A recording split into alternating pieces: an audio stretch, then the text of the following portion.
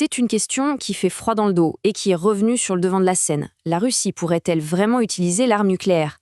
Pour y répondre, on va oublier les scénarios de films catastrophes. Ce qu'on va décrypter ensemble, c'est une réalité géopolitique bien plus complexe. Une réalité qui est encadrée par des décennies de doctrine et de stratégie.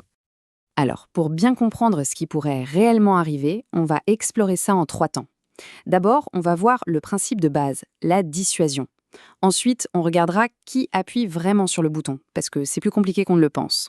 Et enfin, on verra l'effet domino que ça déclencherait à l'échelle mondiale. En fait, tout repose sur ce concept, la dissuasion nucléaire. C'est la clé pour comprendre tout le paradoxe atomique. L'idée, elle est assez simple au fond. C'est la certitude absolue d'une destruction mutuelle qui, de manière assez ironique, a maintenu une forme de paix entre les grandes puissances depuis 1945. Commençons donc par le cœur du sujet, le paradoxe nucléaire. On a là des instruments de guerre qui ont été conçus pour ne jamais, jamais être utilisés. C'est ça qui est fou. Et ce tableau l'illustre parfaitement. Regardez, d'un côté, les armes classiques, leur but c'est de gagner une guerre sur le terrain. De l'autre côté, les armes nucléaires n'ont qu'un seul objectif, empêcher cette guerre de commencer. Leur véritable puissance, ce n'est pas leur explosion, mais la menace de cette explosion.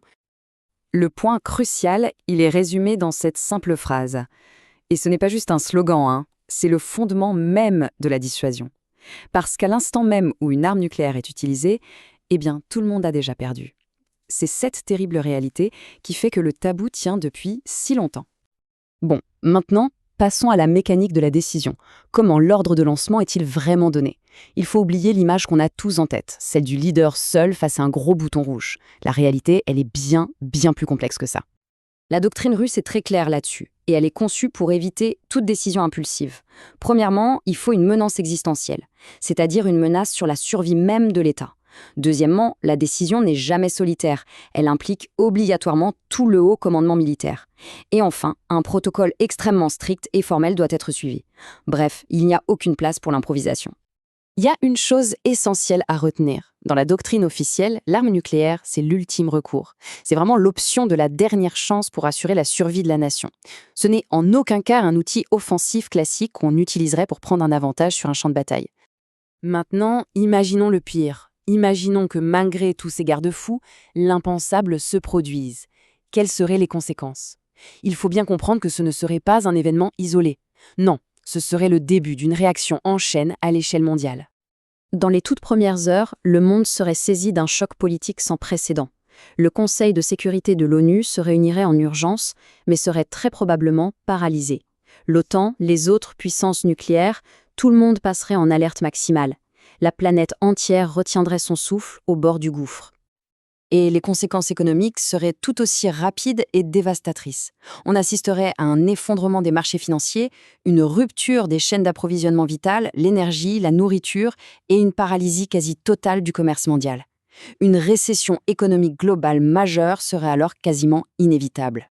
Mais au-delà de l'impact matériel immédiat, il y a quelque chose de peut-être encore plus grave. Une barrière psychologique fondamentale volerait en éclats. Ce fameux tabou nucléaire qui a structuré toutes les relations internationales depuis 1945 disparaîtrait. Et à partir de là, chaque future crise internationale porterait en elle un risque nucléaire. Cette chronologie, elle montre bien la vitesse vertigineuse de l'escalade. Le choc politique est instantané. L'effondrement économique suit en quelques heures à peine. Et en quelques semaines, les crises humanitaires et logistiques se généralisent. L'effet domino serait global et absolument implacable. Alors après ce tableau très sombre, il faut revenir à la question centrale. Pourquoi, malgré les tensions, ce scénario reste-t-il quand même très improbable? La réponse se trouve dans la logique même de la dissuasion. La raison est simple et purement rationnelle. Tous les acteurs, sans aucune exception, savent que les conséquences seraient totalement incontrôlables.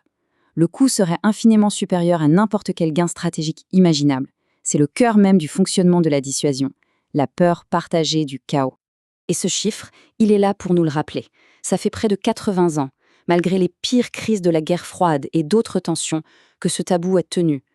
Sa solidité, elle repose sur cette compréhension partagée des conséquences qui seraient juste catastrophiques. Et voilà la conclusion essentielle de toute cette analyse. La menace principale, ce n'est pas une décision froide et délibérée d'appuyer sur un bouton, non. Le vrai risque, c'est l'engrenage, une succession de malentendus, une erreur de calcul, une escalade non maîtrisée qui mène à la perte totale de contrôle. La question finale n'est donc pas tant de savoir qui pourrait appuyer sur le bouton, mais plutôt comment on s'assure que les mécanismes de dialogue, de diplomatie et de dissuasion restent assez solides pour empêcher, à tout prix, cette perte de contrôle. Parce que c'est là que réside le véritable enjeu pour la sécurité de tous.